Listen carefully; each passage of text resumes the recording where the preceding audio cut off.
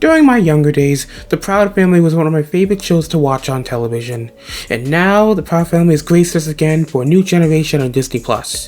And how does it hold up? Well, for the most part, I'd say it holds up pretty well. The Proud Family, Louder and Prouder, is really more of a continuation rather than a reboot. Everything that happened in the original series still counts now, and it's often referenced in various episodes as well.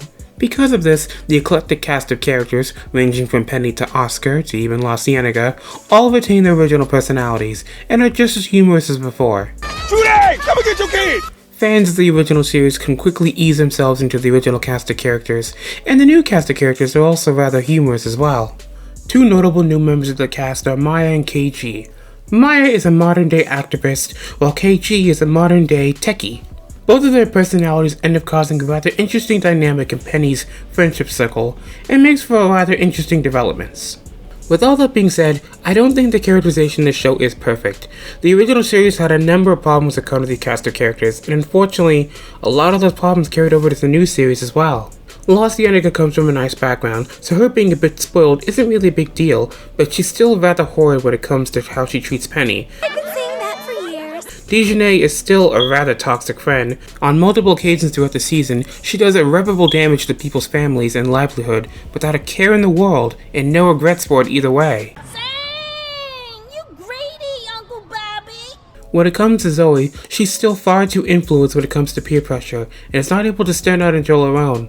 New characters Maya and KG also suffer from this. While I did find them interesting at the beginning, once they joined Penny's group of friends, they became very one-note. KG was a typical techie, and Maya became the typical single-note activist. Our tuition is supposed to be for our education, not subjugation. These characterization issues also extend to Penny's family as well, particularly when it comes to Oscar Proud. The rather extremes he goes from being a devoted father to being a megalomaniac are just a bit too much in my opinion. These issues don't really bring down the show or anything, they're just something I wanted to address.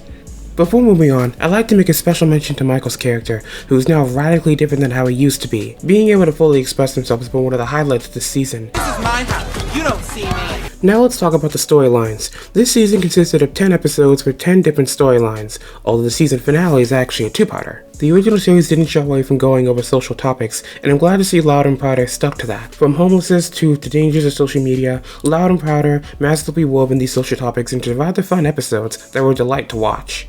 A personal favorite for me had to be episode 4, Father Figures, which delved into Maya and KG's fathers and how the community reacted to having two dads as opposed to the standard one dad, one mom family. Showcasing the realities both children and adults have to go through in these type of situations was really heartwarming. I don't think every episode here is a winner though. My least favorite of the bunch has to be episode 5, Snackland. But that's really a matter of opinion. If you enjoyed the original Proud Family and the storylines that they had, you'll likely enjoy these as well. One complaint I must make though is the fact that the Proud Family itself wasn't really utilized properly, in my opinion. Despite being known as the Proud Family, too many of the plotlines in the show focused around Penny and Oscar. You rarely got to see Trudy or BB and Cece or Sugar Mama or Bobby. I found this to be a problem in the original series, and unfortunately it still seems like a problem now. A good example of this is the number of scenes you see Penny and Oscar, and then compare the number of scenes you see Penny and Trudy, and you'll see the drastic difference in how much they interact with each other. Of course I'm proud of you, baby girl. You're doing your thing. As season 2 has been confirmed, so I do hope with the next season, a few more members of the Proud Family do get a bit more focus, especially Trudy. I do feel as though she's a long-forgotten character who has a number of fans. Our little girl is becoming a young lady, and there is nothing you can do about it. Going over animation, gone is the traditional animation we saw in the original series, and instead they went for a more snippet kind of animation. While the animation itself is mostly good, there are some instances where it does look a little stiff and hard to move. Although I must mention that the season finale was very well animated, very expressive. Now, I've been spending a lot of this review focusing on how Loud and Prouder compares to the original series, and making some connections to it, and that's not the fairest comparison. So let's look at Loud and Prouder from a standalone series perspective. Loud and Prouder is a wonderfully animated, coming-of-age story about a 14-year-old girl and her group of friends. The main cast of characters and their various personalities help enrich the story. The plotlines that are utilized are relevant to the current times, and also can be used as something you could see 20 years from now and still relate to it. The voice acting and the OST are all top-notch and help enhance the show. The special guest cast is also very top-notch. Unfortunately, the show is not without its problems. Not every episode is well executed, and there are some severe characterization issues that need to be addressed. Proper utilization of the main cast of characters also needs to be addressed. There's way too much of an imbalance between who is used and who is not used. To summarize, unlike most Hollywood revivals, Loud and Proud is actually a pretty good show to watch, especially if you're a fan of the original series. It unfortunately did inherit some of the problems the original series had, but hopefully these can be ironed out in Season 2.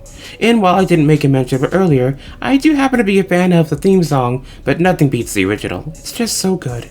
Hey guys, thanks for watching. If you like what you saw, try to give a like or leave a comment. If you didn't like what you saw, try to leave me some feedback to see in ways I can improve. Thank you. Have a nice day.